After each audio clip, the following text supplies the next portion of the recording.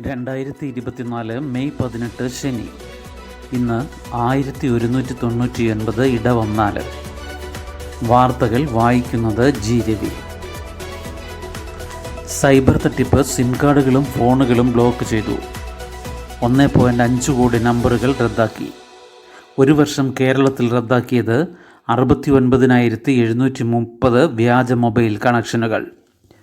ഒരു വർഷം കേന്ദ്ര ടെലികോം വകുപ്പ് രാജ്യത്ത് റദ്ദാക്കിയത് 1.58 കോടി തട്ടിപ്പ് മൊബൈൽ കണക്ഷനുകൾ. വ്യാജരേഖ നൽകിയെടുത്ത സിം കാർഡുകൾ, സൈബർ തട്ടിപ്പിൽ ഉൾപ്പെട്ട കണക്ഷനുകളടക്കം ഇതിൽ ഉൾപ്പെടും. 2023 മെയ് 17 മുതൽ ഇന്നലെ വരെയുള്ള കണക്കാണ് ഇത്. വ്യാജരേഖ നൽകിയതിൻ്റെ പേരിൽ കേരളത്തിൽ 69,730 സിം കാർഡുകളാണ് ഇക്കാലയളവിൽ ബ്ലോക്ക് ചെയ്തത്. സൈബർ തട്ടിപ്പുകളിൽ ഉൾപ്പെട്ട 1.86 ലക്ഷം മൊബൈൽ ഫോണുകളും രാജ്യമാകെ ബ്ലോക്ക് ചെയ്തിട്ടുണ്ട്. IMEI നമ്പർ വിലക്കിയതിനാൽ ഈ ഫോണുകളിൽ ഇനി സിം കാർഡ് ഉപയോഗിക്കാനാകില്ല. കേന്ദ്ര ഗവൺമെൻറ്റിൻ്റെ ആർട്ടിഫിഷ്യൽ ഇൻ്റലിജൻസ് അധിഷ്ഠിത വ്യാജ സിം കാർഡ് വേട്ട, അതായത് അസ്ത്ര വഴിയാണ് ഏറ്റവും അധികം തട്ടിപ്പ് സിം കാർഡുകൾ റദ്ദാക്കപ്പെട്ടത്. 63.46 ലക്ഷം. ഒരേ വ്യക്തി പലതരത്തിലുള്ള വ്യാജ വിവരങ്ങളും രേഖകളും നൽകി വാങ്ങിയ സിം കാർഡുകളാണ് ഇത്തരത്തിൽ റദ്ദാക്കുക. സിം എടുക്കാനായി ഉപയോക്താക്കൾ ടെലികോം കമ്പനികൾക്ക് നൽകുന്ന ചിത്രങ്ങളിൽ സാമ്യമുള്ളവ ഒരുമിച്ച് ലിസ്റ്റ് ചെയ്യും. ഇവയുടെ KYC രേഖകളും പേരും ഒത്തുനോക്കി വ്യത്യസ്തതകൾ കണ്ടെത്തും. സൂക്ഷ്മ പരിശോധനയ്ക്ക് ശേഷം ഇവ റദ്ദാക്കും. സഞ്ചാർ സാഥി പോർട്ടൽ വഴിയാണ് ടെലികോം വകുപ്പ് നടപടികൾ ഏകോപിപ്പിച്ചത്. വിവരങ്ങൾക്ക് sanjarsathi.government.in. വ്യക്തി സ്വാതന്ത്ര്യത്തിൽ ഓരോ ദിനവും വിലപ്പെട്ടതെന്ന് സുപ്രീം കോടതി. ജാമ്യാപേക്ഷ 41 തവണ മാറ്റിയ ഹൈക്കോടതി നടപടിയിൽ അതൃപ്തി. വ്യക്തി സ്വാതന്ത്ര്യത്തിൻ്റെ കാര്യത്തിൽ ഓരോ ദിവസവും വിലപ്പെട്ടതാണെന്ന് സുപ്രീം കോടതി ഓർമ്മിപ്പിച്ചു. ഡൽഹി എക്സൈസ് നയ അഴിമതി കേസിലെ പ്രതിയും മദ്യവ്യവസായിയുമായ അമൻദീപ് ദല്ലിൻ്റെ ജാമ്യാപേക്ഷ 41 തവണ ഹൈക്കോടതി മാറ്റിവെച്ചതിൽ കടുത്ത അതൃപ്തി പ്രകടിപ്പിച്ചുകൊണ്ടാണ് സുപ്രീം കോടതിയുടെ പരാമർശം. 11 മാസത്തിനിടെ 40 തവണ അമൻദീപിൻ്റെ ജാമ്യാപേക്ഷ ഡൽഹി ഹൈക്കോടതി മാറ്റിവെച്ചു. 41ാം തവണ എത്തിയപ്പോൾ വേനലവധിക്ക് ശേഷമേ പരിഗണിക്കൂവെന്ന് വ്യക്തമാക്കിയതോടെ ഹർജിക്കാരൻ സുപ്രീം കോടതിയെ സമീപിക്കുകയായിരുന്നു. സ്ഥിരജാമ്യം തേടിയുള്ള ഒരാളുടെ ഹർജി 11 മാസത്തോളം മാറ്റിവെക്കുന്നത് വ്യക്തി സ്വാതന്ത്ര്യമെന്ന അയാളുടെ വിലപ്പെട്ട അവകാശം ഇല്ലാതാക്കുമെന്ന് നിരീക്ഷിച്ച സുപ്രീം കോടതി ജഡ്ജിമാരായ BR ഗവായ്, സന്ദീപ് മേത്ത എന്നിവർ വേനലവധിക്ക് പിരിയുന്നതിന് മുൻപ് ഹർജിയിൽ തീരുമാനമെടുക്കാൻ ഡൽഹി ഹൈക്കോടതിയോട് നിർദ്ദേശിച്ചു.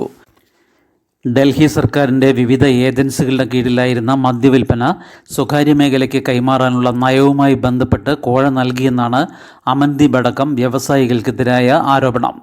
ഡൽഹി മുഖ്യമന്ത്രി അരവിന്ദ് കെജ്രിവാൾ, ഉപമുഖ്യമന്ത്രി മനീഷ് സിസോദിയ, രാജ്യസഭാംഗം സഞ്ജയ് സിംഗ്, തെലങ്കാന മുൻ മുഖ്യമന്ത്രി ചന്ദ്രശേഖര റാവുവിൻ്റെ മകൾ K കവിത എന്നിവരടക്കം ഒട്ടേറെ നേതാക്കൾ അറസ്റ്റിലായത് ഈ അഴിമതി കേസിലാണ്.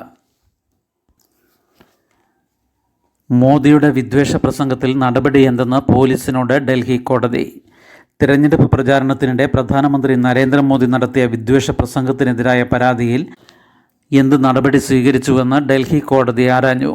നടപടി റിപ്പോർട്ട് സമർപ്പിക്കാൻ സാകേത് മെട്രോപൊളിറ്റൻ മജിസ്ട്രേറ്റ് കാർത്തിക് തപാരിയ ഡൽഹി പോലീസിന് നിർദ്ദേശം നൽകി. രാജസ്ഥാനിൽ ഏപ്രിൽ 21 മോദി നടത്തിയ പ്രസംഗം തിരഞ്ഞെടുപ്പ് പെരുമാറ്റച്ചട്ടത്തിൻ്റെ ലംഘനമാണെന്നും മതസ്പർദ്ധ വളർത്തുന്നതാണെന്നും ചൂണ്ടിക്കാട്ടി ഖുർബാൻ അലി എന്നയാൾ നൽകിയ ഹർജിയിലാണ് കോടതിയുടെ ഇടപെടൽ. പരാതി ലഭിച്ചിരുന്നോ? അതിലെന്ത് നടപടി സ്വീകരിച്ചു? അന്വേഷണം നടത്തിയോ? അന്വേഷണത്തിൽ തെറ്റായി എന്തെങ്കിലും കണ്ടെത്തിയോ? കണ്ടെത്തിയെങ്കിൽ FIR രജിസ്റ്റർ ചെയ്തോ? എന്നീ വിഷയങ്ങളിലാണ് പോലീസ് മറുപടി നൽകേണ്ടത്. വിഷയം ജൂൺ 5 വീണ്ടും പരിഗണിക്കും. കോൺഗ്രസ് അധികാരത്തിലെത്തിയാൽ ജനങ്ങളുടെ സ്വർണവും വെള്ളിയും കണക്കെടുപ്പ് നടത്തി കൂടുതൽ മക്കളുള്ള നുഴഞ്ഞുകയറ്റക്കാർക്ക് വീതിച്ചു നൽകുമെന്ന് രാജസ്ഥാനിലെ ബൻസ്വാഡയിൽ മോദി പ്രസംഗിച്ചിരുന്നു. ഈ പ്രസംഗത്തിൽ നടപടി ആവശ്യപ്പെട്ട് ഖുർബാൻ അലി നിസാമുദ്ദീൻ പോലീസ് സ്റ്റേഷനിലാണ് പരാതി നൽകിയത്. എന്നാൽ FIR രജിസ്റ്റർ ചെയ്യാത്ത സാഹചര്യത്തിൽ സാകേത് കോടതിയെ സമീപിച്ചു. ചൊവ്വാഴ്ച വരെ ചില ജില്ലകളിൽ അതിശക്തമായ മഴ. ചൊവ്വാഴ്ച വരെ കേരളത്തിലെ ചില ജില്ലകളിൽ ഒറ്റപ്പെട്ട ഇടങ്ങളിൽ അതിശക്തമായ മഴയ്ക്ക് സാധ്യതയെന്ന് കേന്ദ്ര കാലാവസ്ഥാ വകുപ്പ്. ഇന്ന് പാലക്കാട്, മലപ്പുറം ജില്ലകളിലും നാളെ പത്തനംതിട്ട, ആലപ്പുഴ, ഇടുക്കി ജില്ലകളിലും ഓറഞ്ച് അലർട്ട്. 20, 21 തീയതികളിൽ തിരുവനന്തപുരം, കൊല്ലം, പത്തനംതിട്ട, ആലപ്പുഴ, കോട്ടയം, എറണാകുളം, ഇടുക്കി ജില്ലകളിലും ഓറഞ്ച് അലർട്ട് പ്രഖ്യാപിച്ചു. ഈ ജില്ലകളിൽ റെഡ് അലർട്ടിന് സമാനമായ മഴയ്ക്കും സാധ്യതയുണ്ട്. മണിക്കൂറിൽ 115.6 മില്ലിമീറ്റർ മുതൽ 204.4 മില്ലിമീറ്റർ വരെ അതിശക്തമായ മഴ ഈ ജില്ലകളിൽ ലഭിക്കാം. നാളെയും മറ്റന്നാളും മണിക്കൂറിൽ 30 മുതൽ 40 കിലോമീറ്റർ വരെ വേഗത്തിൽ ശക്തമായ കാറ്റിനും സാധ്യതയുണ്ട്. തിരുവനന്തപുരം, കൊല്ലം, പത്തനംതിട്ട, ആലപ്പുഴ, ഇടുക്കി, കോഴിക്കോട്, വയനാട് ജില്ലകളിൽ ഇന്ന് യെല്ലോ അലർട്ട് പ്രഖ്യാപിച്ചിട്ടുണ്ട്. ശക്തമായ കാറ്റും മോശം കാലാവസ്ഥയും പ്രതീക്ഷിക്കുന്നതിനാൽ ഇനിയൊരു അറിയിപ്പ് വരെ കേരള തീരത്ത് നിന്ന് കടലിൽ പോകാൻ പാടില്ലെന്ന് സംസ്ഥാന ദുരന്ത നിവാരണ അതോറിറ്റി അറിയിച്ചു. ഇന്നലെ രാവിലെ 8:30 മുതൽ രാത്രി 7:45 വരെയുള്ള കണക്കുകൾ പ്രകാരം പത്തനംതിട്ട ഏനാദിമംഗലത്താണ് സംസ്ഥാനത്ത് കൂടുതൽ മഴ രേഖപ്പെടുത്തിയത്, 107.5 മില്ലിമീറ്റർ. തിരുവനന്തപുരത്ത് തട്ടത്തുമലയിൽ 59 മില്ലിമീറ്ററും രേഖപ്പെടുത്തി. ദൂരദർശനിലും ആകാശവാണിയിലും പ്രതിപക്ഷത്തിന് എഡിറ്റിംഗ്. നേതാക്കളുടെ പ്രസംഗത്തിൽ നിന്ന് കേന്ദ്ര സർക്കാരിനെതിരെ പറഞ്ഞതുൾപ്പെടെ വാചകങ്ങളും വാക്കുകളും വെട്ടിമാറ്റി.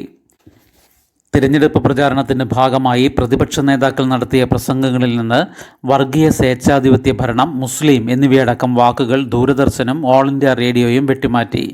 പ്രസംഗത്തിൽ നിന്ന് പല ഭാഗങ്ങളും നീക്കിയെന്ന് കാട്ടി CPM ജനറൽ സെക്രട്ടറി സീതാറാം യെച്ചൂരിയും forward bloc general secretary G. ദേവരാജനും കേന്ദ്ര തിരഞ്ഞെടുപ്പ് കമ്മീഷനെയും ദൂരദർശൻ ഡയറക്ടർ ജനറലിനെയും സമീപിച്ചു. ദേശീയ സംസ്ഥാന പാർട്ടികളുടെ പ്രതിനിധികൾക്ക് ദൂരദർശനിലും ആകാശവാണിയിലും രാഷ്ട്രീയ പ്രസംഗം നടത്താൻ സമയം അനുവദിക്കാറുണ്ട്. ഇത്തരത്തിൽ നൽകിയ പ്രസംഗങ്ങളിൽ എഡിറ്റിംഗ് നടത്തിയെന്നാണ് ആരോപണം. തൻ്റെ പ്രസംഗത്തിലെ വർഗീയ സ്വേച്ഛാധിപത്യ ഭരണം, കാടൻ നിയമങ്ങൾ എന്നീ പരാമർശങ്ങൾ ഒഴിവാക്കാൻ നിർദ്ദേശിച്ചതായി യെച്ചൂരി ആരോപിക്കുന്നു. ഭരണത്തിലെ പാപ്പരത്വം എന്നതിനു പകരം ഭരണത്തിലെ പരാജയം എന്ന വാക്ക് ഉപയോഗിച്ചു. തിരഞ്ഞെടുപ്പ് ബോണ്ടുകളുമായി ബന്ധപ്പെട്ട പരാമർശത്തിലെ ബാലൻസ് ഷീറ്റിൽ കാണിച്ചിരിക്കുന്ന ലാഭത്തിൻ്റെ പല മടങ്ങ് തുക സംഭാവനയായി നൽകി കള്ളപ്പണം വെളുപ്പിച്ചു എന്ന വാചകം പൂർണ്ണമായി നീക്കി. കൊൽക്കത്തയിൽ വെച്ച് റെക്കോർഡ് ചെയ്ത പ്രഭാഷണത്തിൽ നിന്ന് മുസ്ലിം എന്ന വാക്ക് ഒഴിവാക്കാൻ നിർദ്ദേശിച്ചു എന്നാണ് ദേവരാജിൻ്റെ ആരോപണം. പൗരത്വ ഭേദഗതി നിയമത്തിൽ നിന്ന് മുസ്ലിം വിഭാഗത്തെ ഒഴിവാക്കിയതുമായി ബന്ധപ്പെട്ട പരാമർശത്തിലാണ് മുസ്ലിം നീക്കാൻ ആവശ്യപ്പെട്ടത്. പകരം പ്രത്യേക സമൂഹങ്ങൾ എന്ന് മാറ്റി. കഴിഞ്ഞ മാസമാണ് ഇരുവരുടെയും പ്രഭാഷണങ്ങൾ ദൂരദർശനിലും ആകാശവാണിയിലും സംപ്രേഷണം ചെയ്തത്. ഹിന്ദിയിലുള്ള പ്രഭാഷണത്തിൽ മാറ്റം വരുത്തിയില്ലെന്നും അതിൻ്റെ ഇംഗ്ലീഷ് പരിഭാഷയിലാണ് എഡിറ്റിംഗ് നടന്നതെന്നും യെച്ചൂരി പറയുന്നു. അതേസമയം തിരഞ്ഞെടുപ്പ് കമ്മീഷന്റെ പെരുമാറ്റച്ചട്ടം അനുസരിച്ചാണ് ഇത്തരം മാറ്റങ്ങൾ വരുത്തുന്നതെന്നും മുഖ്യമന്ത്രിമാരുടേതുൾപ്പെടെ പ്രഭാഷണം ഇത്തരത്തിൽ പരിഷ്കരിക്കാറുണ്ടെന്നുമാണ് പ്രസാർ ഭാരതിയുടെ വിശദീകരണം. മറ്റു രാജ്യങ്ങൾ മതജാതി വിഭാഗങ്ങൾ എന്നിവർക്കെതിരെ വിമർശനങ്ങൾ പാടില്ലെന്നും കോടതിയലക്ഷ്യം ഉണ്ടാക്കുന്നതോ വിദ്വേഷം പ്രചരിപ്പിക്കുന്നതോ ആയ പരാമർശങ്ങൾ പാടില്ലെന്നും നിർദ്ദേശമുണ്ട്. 41 മരുന്നുകൾക്ക് വില കുറയും. ഹൃദ്രോഗം, പ്രമേഹം തുടങ്ങിയവയ്ക്ക് ഉപയോഗിക്കുന്നത് ഉൾപ്പെടെ 41 മരുന്നുകൾക്ക് വില കുറയും. 41 അവശ്യ മരുന്നുകളുടെ വില നേരിട്ട് കുറയുമ്പോൾ ഷെഡ്യൂൾഡ് പട്ടികയിലുള്ള, അതായത് വില നിയന്ത്രണമുള്ളവ 6 ഫോർമുലേഷൻസിൻ്റെ വിലയിൽ നിയന്ത്രണ പരിധിയിൽ മാറ്റം വരുത്തുകയാണ് ചെയ്തത്. അവർ രാമക്ഷേത്രത്തിൽ ബുൾഡോസർ കയറ്റുമെന്ന് മോദി, വിദ്വേഷം കടുപ്പിച്ച് UPയിൽ പ്രചാരണം. കോൺഗ്രസും SP-യും അധികാരത്തിലെത്തിയാൽ രാമക്ഷേത്രത്തിനുമേൽ ബുൾഡോസർ കയറ്റുമെന്ന് പ്രഖ്യാപിച്ച് പ്രധാനമന്ത്രി നരേന്ദ്രമോദി വിദ്വേഷ പ്രചരണത്തിൻ്റെ അടുത്ത ഘട്ടത്തിലേക്ക് കടന്നു. രാംലല്ല വിഗ്രഹം അവർ വീണ്ടും ടെൻറ്റിനുള്ളിലാക്കുമെന്നും എവിടെയാണ് ബുൾഡോസർ കയറ്റേണ്ടതെന്ന കാര്യത്തിൽ ഇരു പാർട്ടികളും UP മുഖ്യമന്ത്രി യോഗി ആദിത്യനാഥിൽ നിന്ന് ട്യൂഷൻ എടുക്കണമെന്നും UPയിലെ ബാരാബങ്കിയിലെ പ്രചരണ യോഗത്തിൽ മോദി പറഞ്ഞു. കോൺഗ്രസും SP-യും അധികാരത്തിലെത്തിയാൽ ജനങ്ങളുടെ സ്വത്തിൻ്റെ ഒരു പങ്ക് വോട്ട് ജിഹാദ് നടത്തുന്നവർക്ക് സമ്മാനിക്കുമെന്ന ആരോപണം UPയിലെ ഹാമർപൂരിൽ മോദി ആവർത്തിച്ചു. കോൺഗ്രസ് ജനങ്ങളുടെ സമ്പത്തിൻ്റെ എക്സ്റേ എടുത്ത് വോട്ട് ജിഹാദികൾക്ക് നൽകുമെന്ന് മോദി മുംബൈയിലെ റാലിയിൽ ആവർത്തിച്ചു. കോൺഗ്രസിൻ്റെ മാവോയിസ്റ്റ് പ്രകടന പത്രികയെ സൂക്ഷിക്കണമെന്നും അദ്ദേഹം പറഞ്ഞു. രാമക്ഷേത്രത്തിന് കോൺഗ്രസ് ബാബറി പൂട്ടിടുമെന്ന് താൻ പറഞ്ഞിട്ടില്ലെന്ന് ന്യൂസ് 18 ചാനലിന് നൽകിയ അഭിമുഖത്തിൽ പ്രധാനമന്ത്രി നരേന്ദ്രമോദി അവകാശപ്പെട്ടു. രാമക്ഷേത്രത്തിന് കോൺഗ്രസ് ബാബരി പൂട്ടിടാതിരിക്കാനും ജമ്മു കാശ്മീരിന് 370-ാം വകുപ്പ് പ്രകാരമുള്ള പ്രത്യേക പദവി പുനഃസ്ഥാപിക്കാതിരിക്കാനും തങ്ങളെ 400 സീറ്റ് നൽകി വിജയിപ്പിക്കണമെന്ന് ഈ മാസം 7-ന് മധ്യപ്രദേശിലെ ധർ, ഖാർഗോൺ ജില്ലകളിൽ മോദി പ്രസംഗിച്ചിരുന്നു. ഇതുകൊണ്ട് എന്താണ് ഉദ്ദേശിച്ചതെന്ന് TV അഭിമുഖത്തിൽ ചോദിച്ചപ്പോഴാണ് താൻ അങ്ങനെ പറഞ്ഞിട്ടില്ലെന്ന് മോദി വാദിച്ചത്. ജബാലിയയിൽ രൂക്ഷയുദ്ധം തുടരുന്നു. അബദ്ധവെടി 5 ഇസ്രായേൽ സൈനികർ കൊല്ലപ്പെട്ടു. 3 ബന്ദികളുടെ മൃതദേഹം കണ്ടെത്തി. വടക്കൻ ഗാസയിൽ രൂക്ഷമായ യുദ്ധം തുടരുന്ന ജബാലിയയിൽ ഇസ്രായേൽ ടാങ്കുകളിൽ നിന്ന് അബദ്ധത്തിൽ വെടിയേറ്റ് പ്ലാറ്റൂൺ കമാൻഡർ അടക്കം 5 ഇസ്രായേൽ സൈനികർ കൊല്ലപ്പെട്ടു. 8 സൈനികർക്ക് പരിക്കേറ്റു. ഇസ്രായേൽ സൈനികർ തമ്പടിച്ചതറിയാതെ ഒരു 3 നില കെട്ടിടത്തിനു നേരെ ഇസ്രായേൽ ടാങ്കുകൾ വെടിവെപ്പ് നടത്തുകയായിരുന്നു. 3 ബന്ദികളുടെ മൃതദേഹം ഗാസയിലെ തുരങ്കത്തിൽ നിന്ന് കണ്ടെടുത്തതായി ഇസ്രായേൽ സൈന്യം അറിയിച്ചു. ഒക്ടോബർ 7-ന് തെക്കൻ ഇസ്രായേലിൽ ഹമാസ് നടത്തിയ ആക്രമണത്തിനിടെ കൊല്ലപ്പെട്ട 3 പേരുടെയും മൃതദേഹങ്ങൾ ഗാസയിലേക്ക് കൊണ്ടുപോയതാണെന്നും സൈന്യം പറഞ്ഞു. അതിനിടെ സൈപ്രസിൽ നിന്ന് കപ്പലിൽ എത്തിച്ച ഭക്ഷ്യവസ്തുക്കളും മരുന്നുമടക്കമുള്ള സഹായം ഗാസ തീരത്തുനിന്ന് വിതരണം ആരംഭിച്ചു. US സൈന്യം നിർമ്മിച്ച താൽക്കാലിക ജെട്ടിയിലിറക്കുന്ന ഭക്ഷ്യവസ്തുക്കൾ UN ഏജൻസികളാണ് വിതരണം ചെയ്യുന്നത്. ഒരാഴ്ചക്കിടെ റഫേൽ നിന്ന് 6.30 ലക്ഷം പലസ്തീൻകാർ പലായനം ചെയ്തെന്ന് UN ഏജൻസി അറിയിച്ചു. ഇസ്രായേൽ ആക്രമണത്തിൽ ഇതുവരെ 35,303 പലസ്തീൻകാർ കൊല്ലപ്പെട്ടു. 79,262 പേർക്ക് പരിക്കേറ്റു. ശുഭദിനം. നന്ദി.